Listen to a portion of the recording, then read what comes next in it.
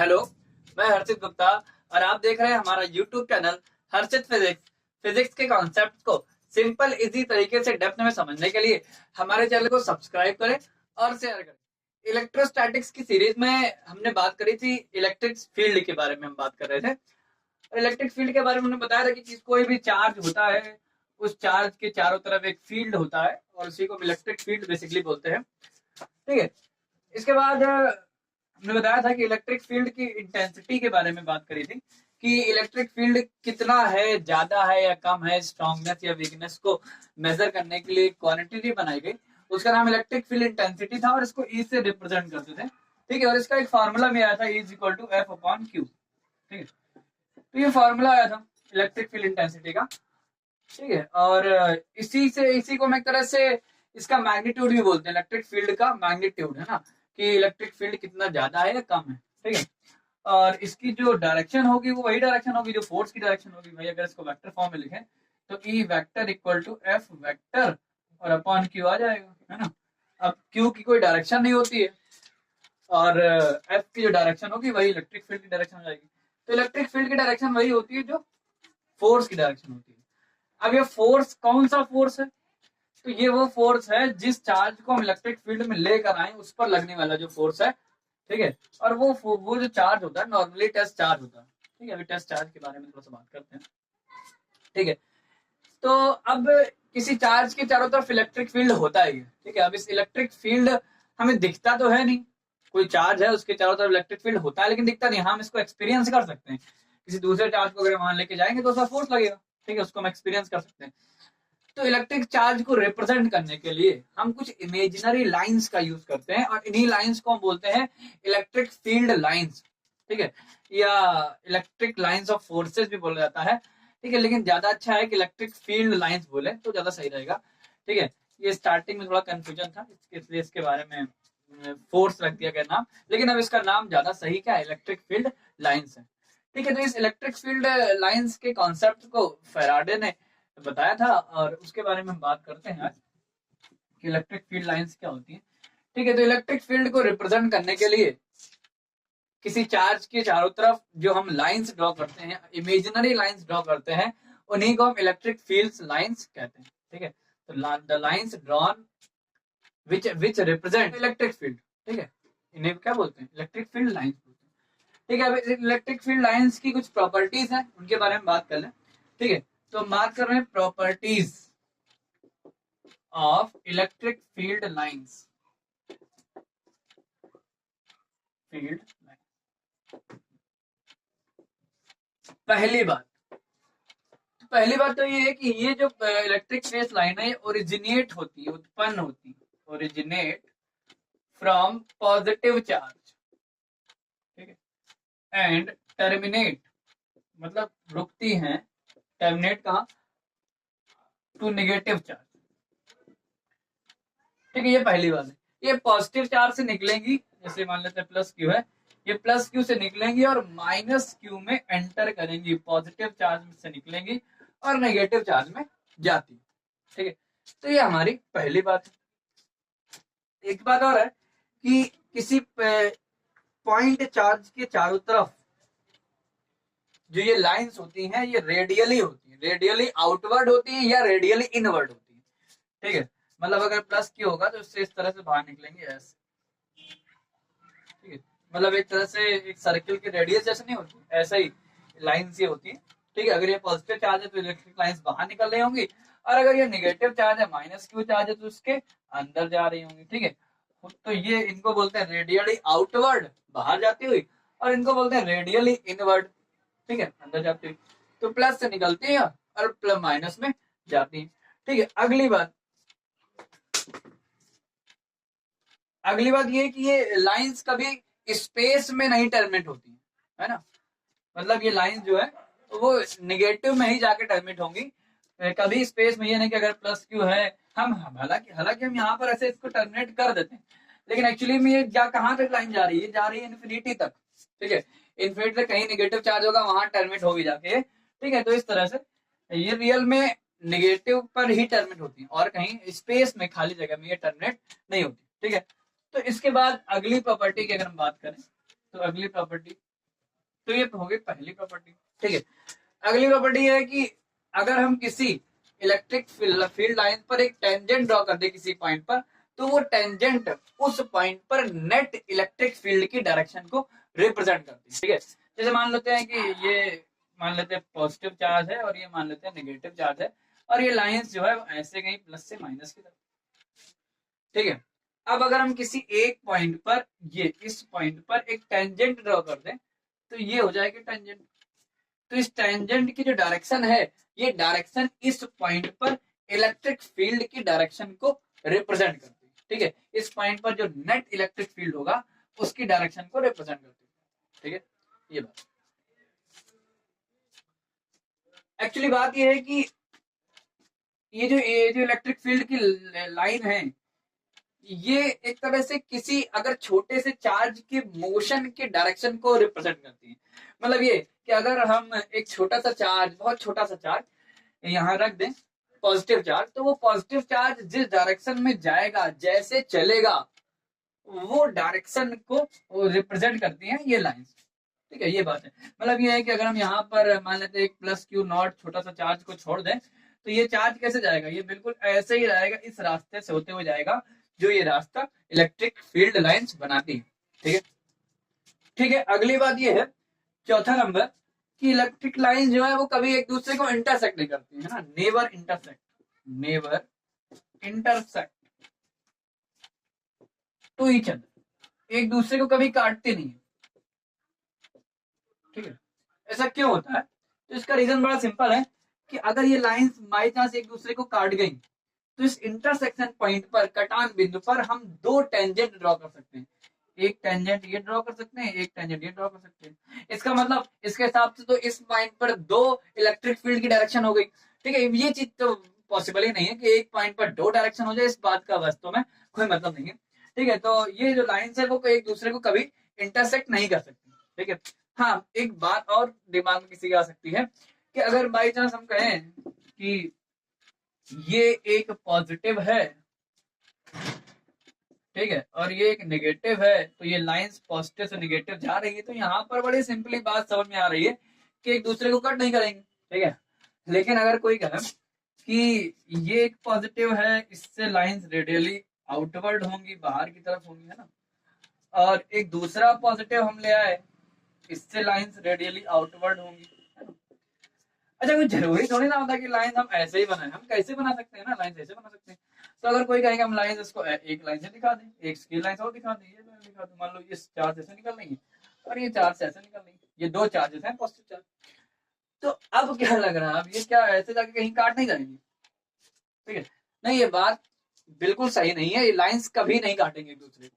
ठीक है, होगा क्या एक्चुअली में, ये लाइन जब ऐसे जाएंगी तो ये ऐसे घूम जाएंगी और ये ऐसे घूम जाएंगी। ठीक है, और ये लाइन जैसे ये आगे जा रही है और ये लाइन ऐसे जा रही है, ये काटेंगे नहीं, ये एक तरह से इसके धर से ये ऐसे घूम जाएगी, ऐसे घूम जाएगी। ठीक है, तो अगर हम बात करें एक पॉजिटिव और नेगेटिव चार्ज की लाइन, तो बिल्कुल ऐसे होती है। ठीक है, लेकिन हम बात करें कि पॉजिटिव और पॉजिटिव या नेगेटिव और नेगेटिव की लाइंस कैसे होंगी, तो जरा देख लें इसको अच्छे से, कि अगर एक पॉजिटिव और एक नेगेटिव हो, तो इस तरह से, और एक अगर पॉजिटिव दोनों को मान लेते हैं, ये पॉजिटिव चार्ज है और ये पॉजिटिव चार्ज।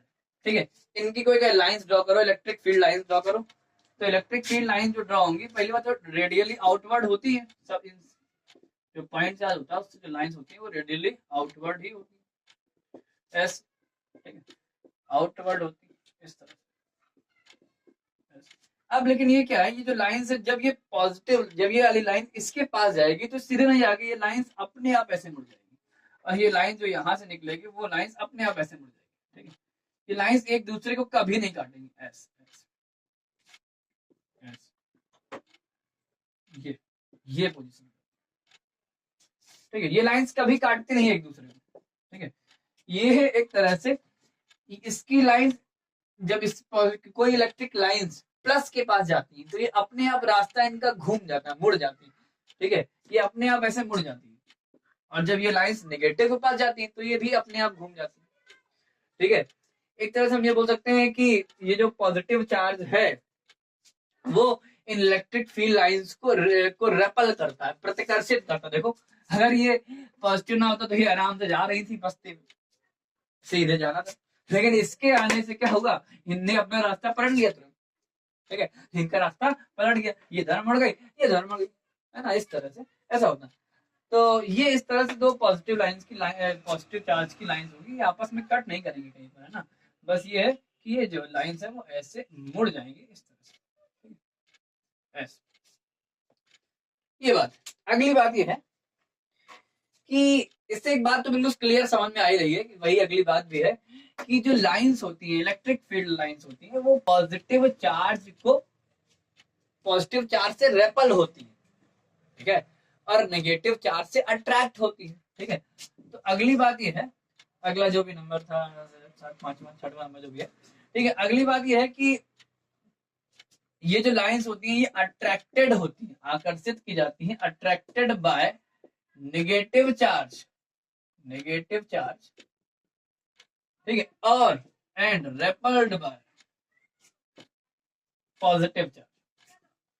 मतलब जहां पर पॉजिटिव होगा वहां पर ये दूर भागेंगे उससे, और जहां नेगेटिव होगा वो उसकी तरफ भागेंगे, है ना, वही बात है। जैसे मान लेते हैं ये लाइंस आ रही है, इलेक्ट्रिक फील्ड लाइंस आ रही है, और यहाँ कोई एक पॉजिटिव चार्ज रख दे तो क्या होगा, ये लाइंस इससे ऐसे दूर भागेंगी, मतलब इससे रास्ता काटती है ना, पॉजिटिव चार्ज से रास्ता अपना काटती है, दूर भागती है ना, एक तरह से ये ऐसे। और यही अगर मान लेते हैं कोई नेगेटिव, जैसे मान लेते हैं ऐसे चार लाइंस है, और यहाँ पर कोई अगर नेगेटिव चार्ज रख दे, माइनस क्यू चार्ज रख दे, तो क्या होगा, ये लाइंस इसकी तरफ जाएंगे, ऐसे इसमें घुस जाएंगे, हाँ, या इसकी तरफ ऐसे मुड़ जाएंगे, ऐसा होता है। तो जो लाइंस है वो प्लस की तरफ अट्रैक्ट होती हैं, पॉजिटिव के द्वारा अट्रैक्ट की जाती हैं, और नेगेटिव के द्वारा रेपल की जाती है ना।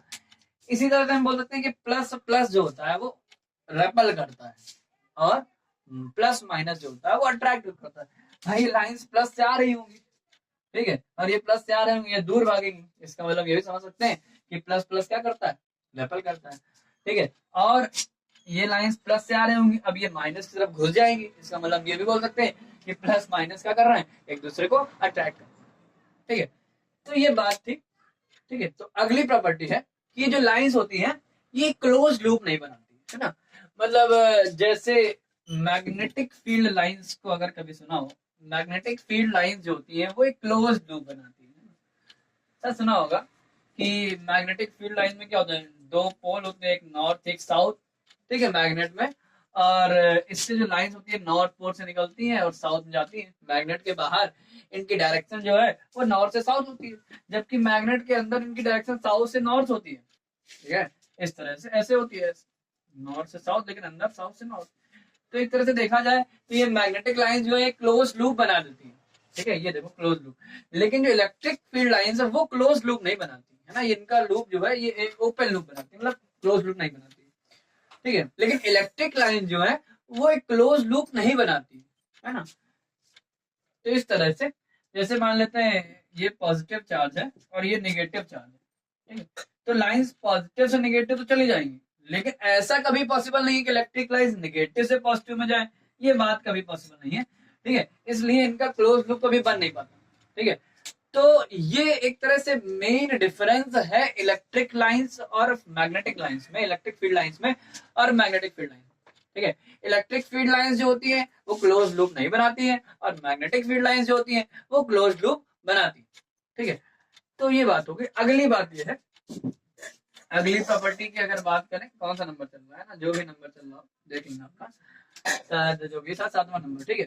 तो अगली बात ये है कि जो किसी चार्ज से लाइंस निकलती हैं, ठीक है, ये लाइंस जितनी ज्यादा निकलती हैं उस चार्ज का जो मैग्नीट्यूड है वो उतना ज्यादा होता है, ठीक है, मतलब जो नंबर ऑफ लाइंस होती है ना किसी चार्ज से निकलने वाली या उससे उसके अंदर जाने वाली, चाहे प्लस होगा तो बाहर निकलेगी और माइनस होगा तो अंदर जाएगी, ठीक है। तो जो भी लाइंस किसी चार्ज से एसोसिएट होती है, चाहे उससे बाहर निकलती हो चाहे वो उसके अंदर जाती हो, ये लाइंस का जो नंबर है ना ये डिपेंड डायरेक्टली प्रोपोर्शनल होता है किसके, डायरेक्टली प्रोपोर्शनल होता है किसके, वैल्यू ऑफ चार्ज या मैग्नीट्यूड ऑफ चार्ज, ठीक है, ऐसे बोलो मैग्नीट्यूड ऑफ चार्ज, चार्ज के मैग्नीट्यूड के, चार्ज जितना बड़ा होगा, मैग्नीट्यूड की बात कर रहे हैं, प्लस माइनस की बात नहीं कर रहे हैं, चार्ज जितना बड़ा होगा ठीक है, उतनी लाइंस ज्यादा होंगी, चार्ज जितना छोटा होगा लाइंस उतनी कम होगी। प्रोपोर्शनल का ये मतलब होता है। ठीक है, मतलब हम ये कहें अगर कि मान लेते हैं ये प्लस क्यू चार्ज है और इससे लाइंस मान लेते हैं निकल रही है, मान लेते हैं कोई 4 लाइंस निकल रही है। ठीक है, तो अगर हम चार्ज को डबल कर दें, 2Q कर दें, तो चार्ज डबल हो गया ना, तो ये जो लाइंस भी डबल हो जाएंगी, प्रोपोर्शनल है ना। तो यहाँ पर ये भी डबल हो जाएंगी। ठीक है, अब यहाँ से कितने लाइन निकलेंगे, अभी 4 निकलेंगी, अब कितनी निकलेंगी, 8 निकलेंगी। ठीक है, अब 8 लाइन निकलेंगी। ठीक है, तो इस तरह से जो चार्ज की वैल्यू है वो नंबर ऑफ लाइंस की डायरेक्टली प्रोपोर्शनल होती है।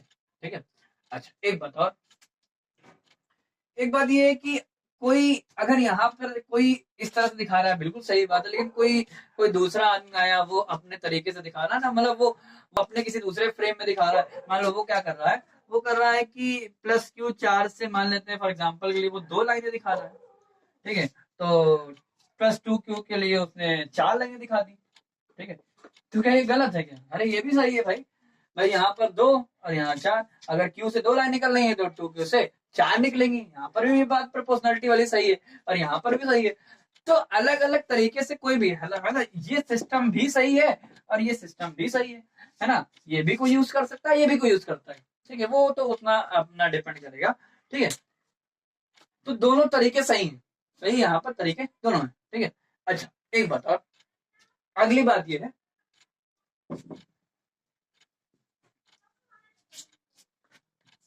अगली बात ये है कि जो इलेक्ट्रिक फील्ड की इंटेंसिटी है, भाई ये लाइंस किसको रिप्रेजेंट करती है, एक तरह से इलेक्ट्रिक फील्ड को रिप्रेजेंट करती है। तो इलेक्ट्रिक फील्ड की अपनी कुछ इंटेंसिटी होती है ना, कि कितनी ज्यादा इलेक्ट्रिक फील्ड है, कितना कम है। तो इलेक्ट्रिक फील्ड की जो इंटेंसिटी है, इसको कौन रिप्रेजेंट करता है? तो एक्चुअली में अगली जो प्रॉपर्टी भी है 7-8 नंबर है, कि जो रिलेटिव डेंसिटी होती है लाइंस की, रिलेटिव डेंसिटी ऑफ लाइंस, ठीक है, ये रिप्रेजेंट करता है magnitude of intensity of electric field. ठीक है, इसका मतलब क्या है? मतलब ये कि लाइंस जितना पास पास होंगी, इलेक्ट्रिक फील्ड का जो मैग्नीट्यूड है, इलेक्ट्रिक फील्ड इंटेंसिटी का जो मैग्नीट्यूड है, वो उतना ज्यादा होगा। भाई इलेक्ट्रिक फील्ड का फॉर्मूला E = F/q होता है। तो हम ये बोल रहे हैं कि जितनी लाइंस पास पास होगी उतना E बड़ा होगा, जितनी लाइंस दूर दूर होंगी उतना E छोटा होगा। ठीक है, तो जो इनकी डेंसिटी है, रिलेटिव डेंसिटी, मतलब एक दूसरे के रिस्पेक्ट में जो डेंसिटी होती है, वो किसको रिप्रेजेंट करती है? वो रिप्रेजेंट करती है इंटेंसिटी ऑफ इलेक्ट्रिक फील्ड। ठीक है, तो अगर हम बात करें कि जैसे मान लेते हैं ये एक इलेक्ट्रिक फील्ड है, ठीक है, यहाँ कुछ इलेक्ट्रिक फील्ड है E1 और एक ये इलेक्ट्रिक फील्ड है। ठीक है, तो इलेक्ट्रिक फील्ड कौन सा ज्यादा होगा? बड़ी सिंपल सी बात है कि E2 है, तो यहाँ बड़ी सिंपल सी बात है, क्या होगा, E1 बड़ा होगा, सॉरी E1 जो होगा वो छोटा होगा, E2 बड़ा होगा, है ना, क्योंकि लाइंस की डेंसिटी यहाँ ज्यादा है, लाइंस यहाँ पास पास है, यहाँ लाइंस दूर दूर है। ठीक है, तो जहां पर लाइंस की डेंसिटी ज्यादा होगी वहां पर इलेक्ट्रिक फील्ड जो है वो ज्यादा होगा। ठीक है, तो इसी से रिलेटेड एक और क्वेश्चन थोड़ा सा देख लेते हैं। मान लेते हैं ये 2 हमें लाइंस ऐसे दी हैं, ये ऐसे, ठीक है, ऐसा एक क्वेश्चन दिया एस सी वर्मा की बुक में, एक क्वेश्चन है। ठीक है, ये 2 लाइंस ऐसे जा रही है। ठीक है, और यहाँ पर मान लेते हैं 2 पॉइंट है, एक ए पॉइंट है और एक बी पॉइंट है और एक सी पॉइंट है। ठीक है, हमसे कहा गया कि बताओ इस ए बी सी पर इलेक्ट्रिक फील्ड जो है इंटेंसिटी कहाँ ज्यादा होगी। ठीक है, तो यहाँ पर बड़ी सिंपल सी बात है कि बी पर जो है वो लाइंस की डेंसिटी सबसे कम है, लाइन सबसे दूर है, तो यहाँ पर बी पर जो इंटेंसिटी है वो सबसे कम होगी। और ए और बी पर हमें बराबर डिस्टेंस पर लाइन दिख रही है लगभग, है ना, ये बराबर डिस्टेंस है। ठीक है, बराबर डिस्टेंस पे दिख रही है, तो यहाँ पर जो इंटेंसिटी है वो बराबर होगी। तो इसका बड़ा सिंपल आंसर था, जो ई बी है वो छोटा होगा किससे, ई से छोटा होगा और ईसी से भी छोटा होगा। ई और ईसी दोनों क्या होंगे, बराबर होंगे। ठीक है, तो ये हो गया। ठीक है, तो अब अगली थोड़ा सा प्रॉपर्टी की बात कर लें। तो अगली प्रॉपर्टी है हमारी, जो भी नंबर है 9 नंबर है, अगली प्रॉपर्टी है कि जो लाइंस होती है, इलेक्ट्रिक फील्ड लाइंस जो होती हैं, वो 2 चार्जेस को मिलाने वाली लाइंस की लाइन के दोनों तरफ सिमेट्रिकल होती है ना। मतलब कहीं ना कहीं जैसे मान लेते हैं Q1 चार्ज है और ये Q2 चार्ज है और ये एक लाइन है, इन दोनों को ज्वाइन कर रही है। ठीक है, इस लाइन के दोनों तरफ जो इलेक्ट्रिक फील्ड लाइंस होगी वो सिमेट्रिकल होंगी। मतलब ये कि अगर ये लाइन ऐसे यहाँ से 2 लाइन गई है, तो यहाँ पर भी क्या होंगी, 2 लाइंस ऐसे जाएंगी, बिल्कुल एक जैसी होंगी ना। तो बात की अगली प्रॉपर्टी ये है, ये प्रॉपर्टी बड़ी जरूरी भी है, कि 2 चार्जेस को मिलाने वाली जो लाइन है, उस लाइन के दोनों तरफ इलेक्ट्रिक फील्ड लाइन जो है वो सिमेट्रिकल होती है, एक जैसी होती है। ठीक है, तो ये अगली प्रॉपर्टी। इससे रिलेटेड एक छोटा सा क्वेश्चन आ चुका है, मतलब जेई में आया है, टी में आया है। क्वेश्चन ये था कि जरा देखते हैं क्वेश्चन। मान लेते हैं चार्ज Q1 है, ठीक है, और ये चार्ज Q2 है, ठीक है, और इसमें केवल इतना क्या होता है कि ये कोई लाइन है वो ऐसे गई, ऐसे ये एक इलेक्ट्रिक फील्ड लाइन जो है वो ऐसे चलेगी, ठीक है। अब बस इतना दिया था, कहा तो बताइए जरा, ये बताइए Q1 और Q2 में कौन सा बड़ा, किसका मॉड बड़ा है ना। मतलब ऐसे कुछ ऑप्शन दिए थे कि Q1 का मॉड दे दिया था और Q2 का मॉड दे दिया था, ठीक है। अब उसमें कहा गया था कि Q1 का मॉड बड़ा है, ये सही है या फिर ये सही है या फिर ये सही है, मतलब कि mod of Q1 is greater than Q2 सही है, या फिर mod of Q1 less than Q2 है, या फिर मॉड ऑफ Q1 बराबर है Q2। अच्छा, एक बात तो हमको इस समझ में आ ही रही कि चार्ज पॉजिटिव होगा चार्ज नेगेटिव होगा, है ना। ये यहाँ से लाइन निकल रही है, यहाँ पे एंटर कर रही है, जा रही है, तो ये तो बात खैर, लेकिन मॉड की बात हो रही है ना। तो मॉड किस पर डिपेंड करता है? मॉड डिपेंड करता है लाइंस पर, कि कितनी लाइंस किसी चार्ज से निकल रही है या फिर उसके अंदर जा रही है।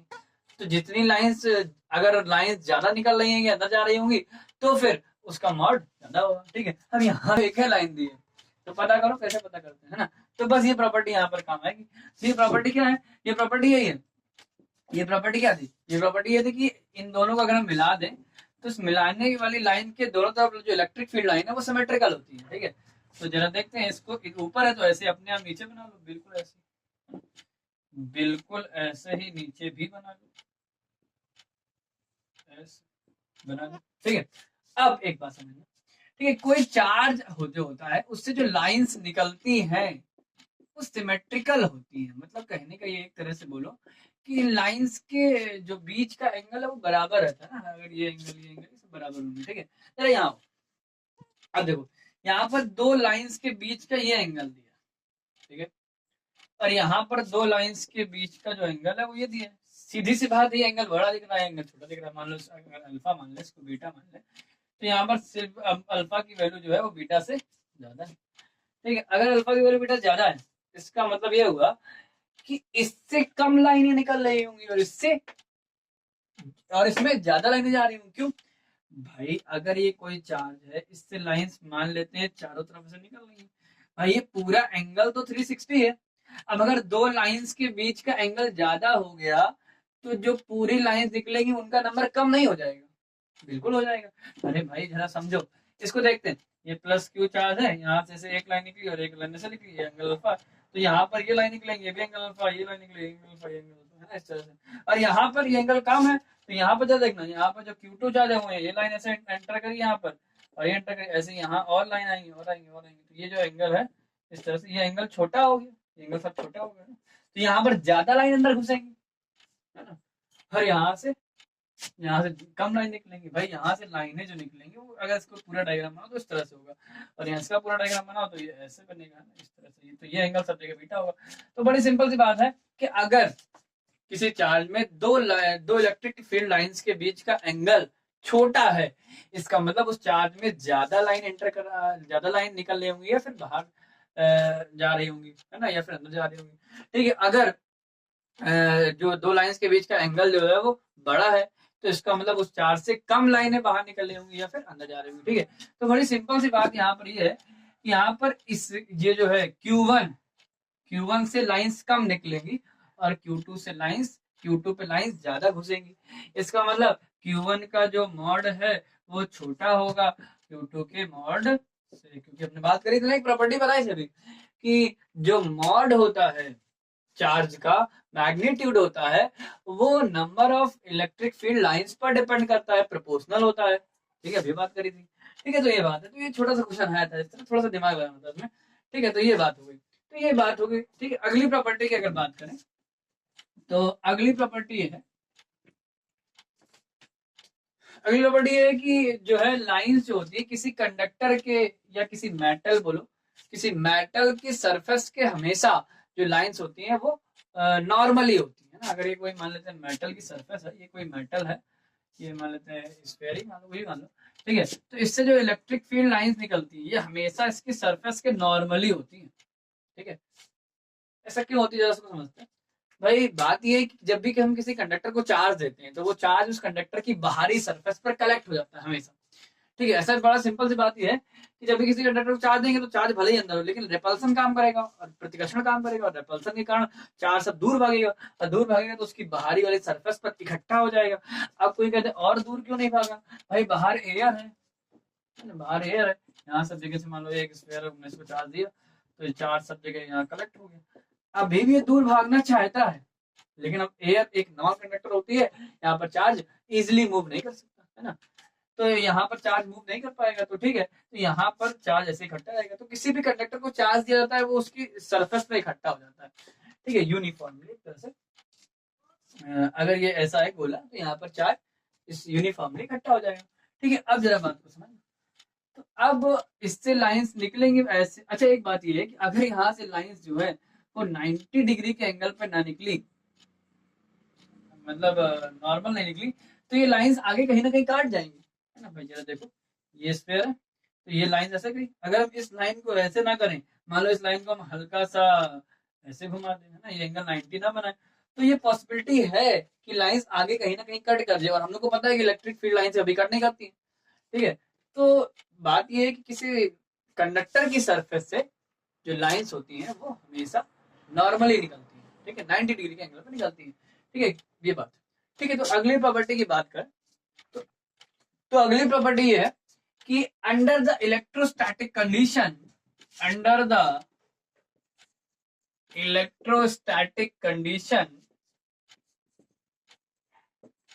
ठीक है, जो इलेक्ट्रिक लाइंस होती है, इलेक्ट्रिक फील्ड लाइंस होती है, वो किसी कंडक्टर के अंदर जीरो होती है, मतलब इलेक्ट्रिक फील्ड जीरो होता है, ठीक है। ई जो होता है इलेक्ट्रिक फील्ड इंटेंसिटी होती है वो जीरो होती है, ठीक है, इनसाइड अ कंडक्टर या इनसाइड अ कंडक्टर, ना किसी कंडक्टर के अंदर की बात करें। तो इसको समझते हैं।